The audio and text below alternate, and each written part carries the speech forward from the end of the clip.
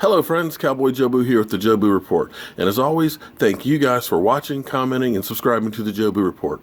Man, we're growing like crazy. Now, I don't know if you guys knew it or not, but I do the Sports Report on the Benet Embry Show on Monday nights. That's right, the Sports Report on Benet Embry Show. In fact, last night I was live streaming while we did the show to you guys. Let's go to the tape and watch the re-air. And we're gonna drink some rum with Jobu. Women, yes. Because he looks so pitiful and Yes. sad. Yeah. So, Look ladies at and that gentlemen, face. ladies and gentlemen, Poor Mark. I feel Mark, for my that's homeboy. exactly how we feel too. Yes, that's how we feel, ladies and gentlemen. Our sports segment with our main man, Mark Holmes, Cowboy What's up, Jobu. What's Mark? going on, Mark? We need to take a shot before you get started. Yeah, I think Jobu definitely needs a refill. Oh, damn. Oh well. Wait a minute. Yeah, it's been one of those nights. Let's try it again. There we go. All right. And that was almost empty too. Shout out to Supply. It's definitely been a rough night, man. But don't feel bad about our Dallas Cowboys. I don't. I You do. know, I feel good because I do too. think about it.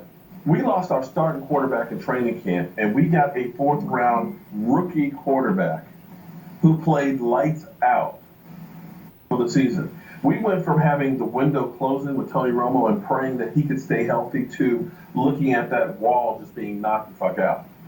So I look at the future as very, very bright. We've got some things we got to fix between coaching, right tackle, pass rush, but these are things that we now Linebackers. have the base to be able to work with. This is what I'm most proud about. When we were down 18 points, they didn't quit. They fought and clawed all the way back. And we had not been for Aaron Rodgers and that lucky throw, I really believe we would have won the game. Oh yeah, absolutely. You know, I don't know if Aaron Rodgers sold his soul to the devil or what, but you know, when you look at that tackle that Jeff Heath made on him, and the ball, he's got it with one hand, didn't fall out. Or when they fumbled that one play, that Montgomery I know didn't what even you're see talking the fumble, and yet here it was it goes. And I'm still trying to understand how this damn kick went out And and come came back in. back in. Yes, I'm looking at that and I'm like, that's not in. Now, Jerry Yeah. Jones admitted that he had sold his soul to the devil, basically, and said, you know, guys, if you give me this third Super Bowl, I'll never ask for anything again. It may be the guy just saying, you ain't getting this one, because I got to tell you, the Cowboys played well enough to win that game, but freak things just kept happening. So like I said, I'm encouraged because we do have a foundation for the future. I think Dez is going to come back strong. Like I said, to claw back in a championship game against a good team, 18 points down, and end up taking the lead and just had that throw, but we would have won the game in overtime because Yeah. their secondary was up. But we went into a Absolutely. prevent defense, and, you know, I hate a prevent defense and stuff because they're basically saying, okay, we just want to make sure we'll score a touchdown. But, you know, Aaron Rodgers made the perfect throw, which, you know, I don't know that any other quarterback could make that throw because I'm still mystified by it. So, Mark, listen, what do we need to talk about? I know it's a little early about draft, but first off, I think Atlanta's going to win the whole thing. You think Atlanta? I think Atlanta, with that offense, was going to I be think Atlanta's going to win next week, but I don't know if they'll win the whole thing. I still believe in the Patriots. So I have another team that sold their soul to the devil. So, but Before we get to the draft, we'll have the league year starts in March, and then we'll be talking about free agency because that will come first. free agency, Yeah. well, I figure Mo Claiborne is gone. I figure Terrence Williams is gone. This will probably go wherever Tony Romo goes. Oh, really? Butler will probably go. Doug Free needs to go. Wait a minute, but I thought Butler was still signed. I thought he had 2 more years. Butler, I can think he's going to be gone. Okay. He can be cut. He didn't have that fantastic of a season. He had some boneheaded moves. He had a lot of drops and things like that. I wouldn't mind seeing him gone. But hey, what do I know? Mark, are I you just still gonna know go that to- he's having a voodoo doll. Mark, are you still gonna go to the Super Bowl? Oh, yeah, I'll be there. Yeah. I'm still coming to Dallas beforehand, so we're going to definitely probably do a couple of meetups and stuff in Dallas. In Yeah. studio one day? I was hoping that our Cowboys are going to be there, but hey, good news is if you want a Super Bowl ticket, they've dropped about 30% right Yeah, now. they did. Yeah, I read that online this morning that they dropped like literally 20 to 25% this morning. Yeah, overnight because the Cowboys. And I'm weren't pretty in. sure a lot of Dallas people that had hotels reserved have canceled those reservations. Guarantee you that. Yeah. Yeah. But it'd still be a Super Bowl, it'll still be fun. So if you have tickets or if you want to go, it's still worthwhile to go, even though our Cowboys aren't there. Yeah. But here's the thing that I want to say that we need to feel good about, because in the first time in many, many years, we're going into this off season with our team healthy. Right. You know how many years we've been waiting for Tony Romo to have surgery and miss all the offseason workouts? Dak is fine. Dez is fine. The offensive line, a little bit banged up with Tyron Smith, but these guys are all going to be ready with offseason workouts and will be ready to work together and start getting it. And I dare say that this team is hungrier than they have been in a long time, and they truly are a team as well as a family. So I look for great things for the future. Now, I got a question, Mark. What's that? Do you think, because when I watched the game, I looked at it, and it was kind of like they had that bye week, that week off, and I felt like they really didn't start playing until about 7 or 8 minutes into the second quarter. Exactly. And Yeah. so it was like, it was the same time when they had that bye week early in the season, they did the same thing. Do you think that was it, and Aaron Rodgers was just too much? I truly think that was a lot of it. That and some of the play calling. You know, we got the thing that killed us more than anything else were penalties. You know, we got with 12 men on the field. Aaron Rodgers is good enough to recognize, and he's counting guys. If I hurry and get this off, I can get a penalty. When you look at those help keep those drives together. When you looked at when we had we would have first down on the 15-yard line, and we had supposedly Bryce Butler going in the huddle, although if you look at the tapes, he never went into the huddle. That basically was a drive killer. It cost us 37 yards. So it wasn't so much that we started off slow as we had so many mistakes. We were shuttling guys back and forth on the line because we don't have that pass rushing beast that's an every down guy. And I think I have the solution for that one in free agency, and that's Calais Campbell.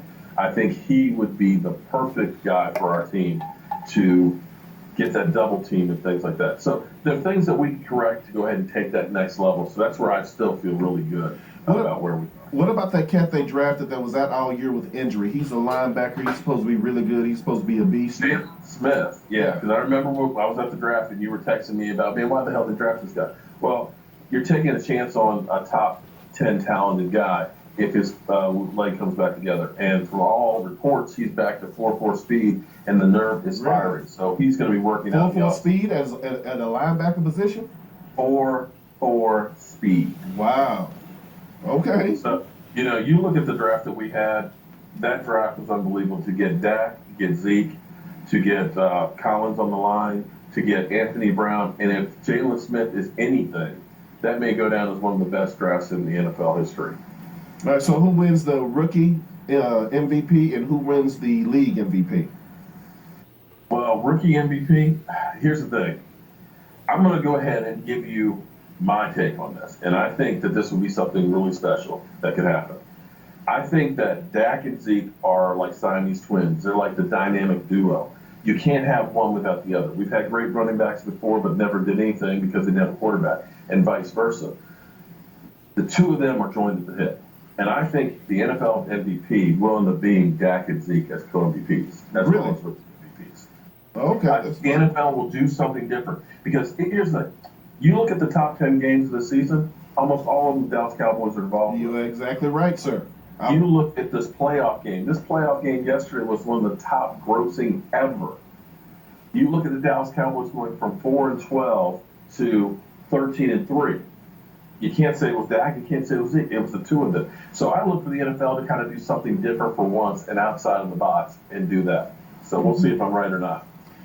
Well, Mark, it's been a long season, man, but I'm encouraged about next season. I really am, dog. I know you're going to stay on point with keep us going on with the playoffs. Okay. I officially hate Green Bay. They did the same thing to us a couple of years ago, you know, when they robbed us of everything. But we'll talk about some more stuff next week because you got a lot of fan mail in. They want to talk about the wide receiver position. They want to talk about the cornerback position. They want to talk about the linebacker position and, of course, the pass rush. So all of these questions about the defensive side, although the defense wasn't bad, I mean, it was because they gave up 38 points. But on the same token, I am encouraged that we were able to fight back. So a lot of your questions next week that I'm going to ask you is about nothing but defense. Okay, let me give you one last thing real quick before we go to make everyone feel better. We were in the same position in 1991. We were a team that couldn't win the big ones, that basically went down the toilet. and we lost in the divisional round. We got blown out by the Detroit Lions, 38-6. But that offseason, we got Charles Haley, and the rest is history, and that was the beginning of the dynasty. And history has a way of repeating itself in the NFL. And I dare say that this is the beginning of the next dynasty for the Dallas Cowboys. Hey, we are still Cowboy Nation, still the #1 team. For sure. So Yeah, Right. let the haters know that we didn't jump ship and we ain't Right. moving over to the Patriots. We still Cowboy fans, do or die. hey, Mark, tell I'm always right here, and you can always find me at Mark Holmes on YouTube Right. or Jobu's Facebook page. Right. I don't run and hide when we lose, so I am a Dallas Cowboy fan, do or die. Oh, and Mark, when you see a picture of me posted on Friday in a Green Bay Packers shirt, don't get ugly because I lost the bet at work. So I have to wear this shirt on Friday and post it on all of my social media. And I'm gonna make an ugly face with it. So just so you know. Shake it, count, Skippy. No. She gonna make that face that Benet makes when he like do her intro.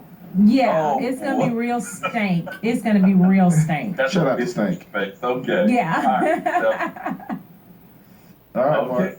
All right, Mark.